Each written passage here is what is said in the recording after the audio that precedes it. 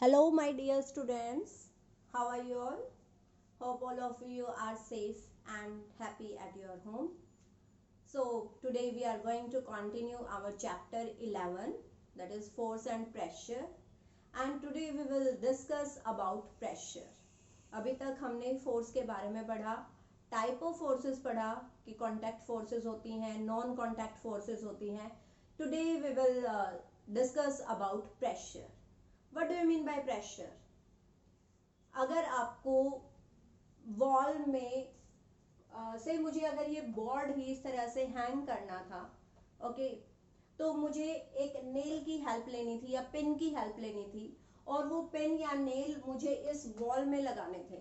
Okay, सो अगर मुझे pin लगानी है तो आई नो कि मैं हैमर की हेल्प से लगा सकती हूँ, बट कौन से पिन या नेल इजीली वॉल में लग सकती है, शार्प या ब्लंट? वी नो कि जो शार्प पिन या शार्प नेल होगी वो इजीली वॉल के अंदर चली जाएगी.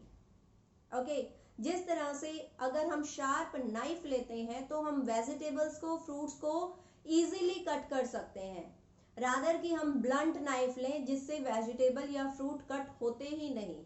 ओके, या बहुत ही टफ होता है. तो क्यों होता है?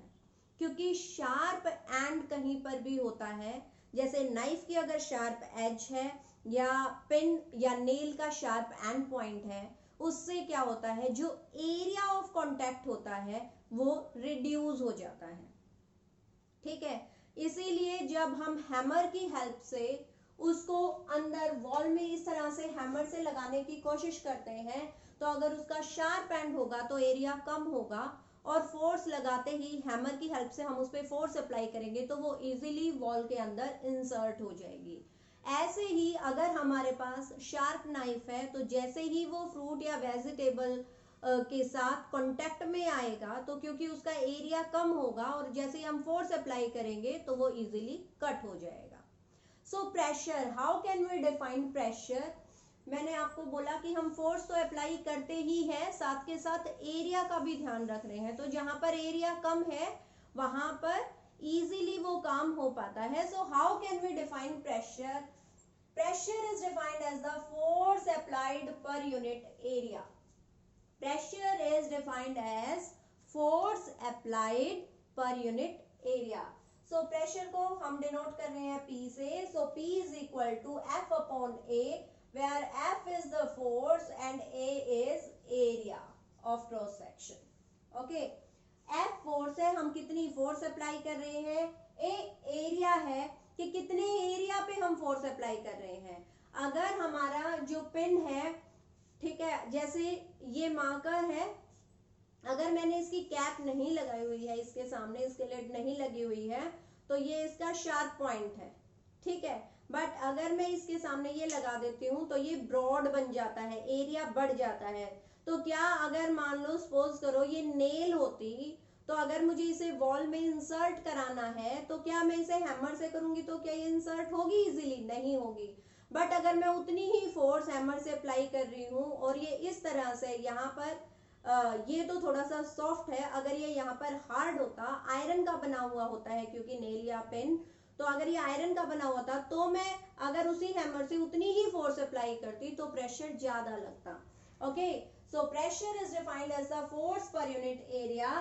अगर मेरे पास जो फोर्स है वो तो मैं उतनी ही अप्लाई कर रही हूँ, लेकिन एरिया मेरे पास अगर कम हो गया, एरिया अगर स्मॉल है तो प्रेशर ज्यादा होगा.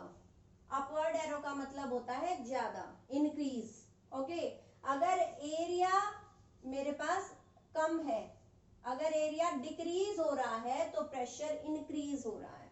ओके, अगर मैं फोर्स की बात करूं तो मैं जितनी ज्यादा फोर्स अप्लाई करूंगी प्रेशर उतना ही ज्यादा लगेगा, क्योंकि ये इसके साथ डायरेक्टली प्रोपोर्शनल है और एरिया इनवर्सली प्रोपोर्शनल है.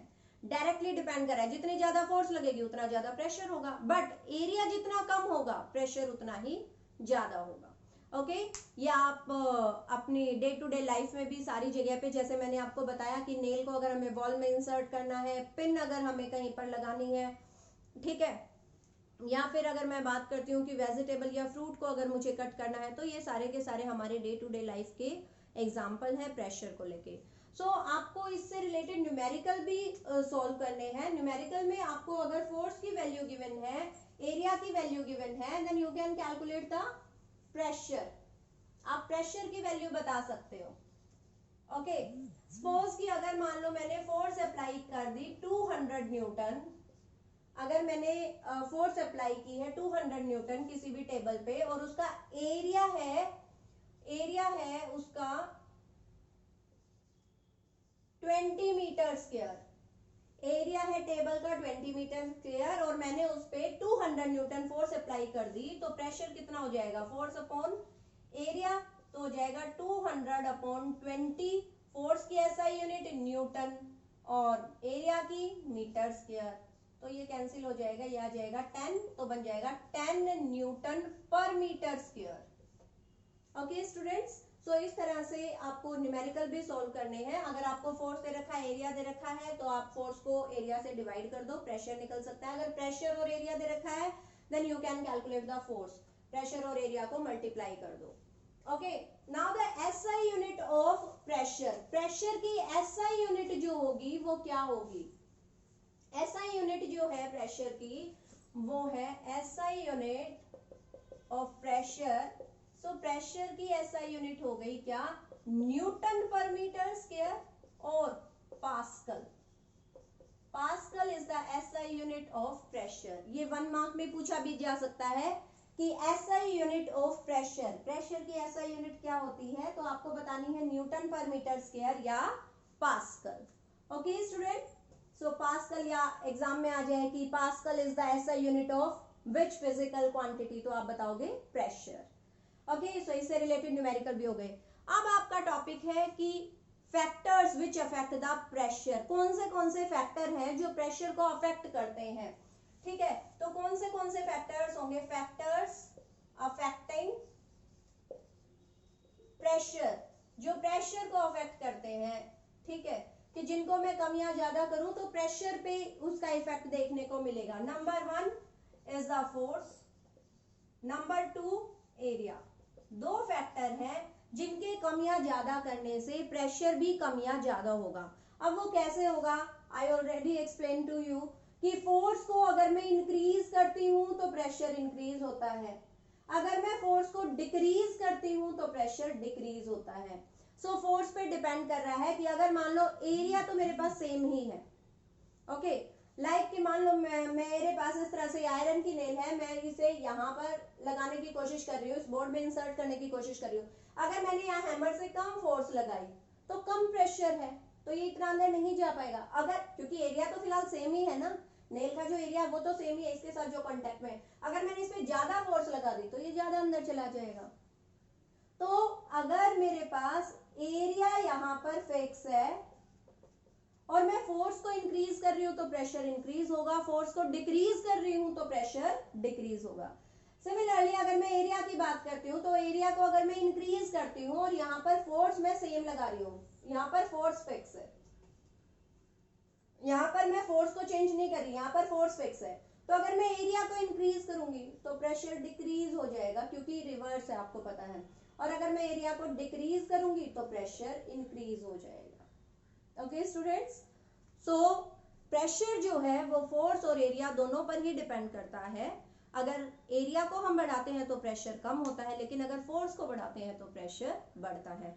आई होप आपको ये टॉपिक क्लियर हो गया होगा। अगर किसी भी स्टूडेंट को कोई भी कंफ्यूजन हो, then you can reach me personally and try to do some numerical based on the formula. Okay, stay safe.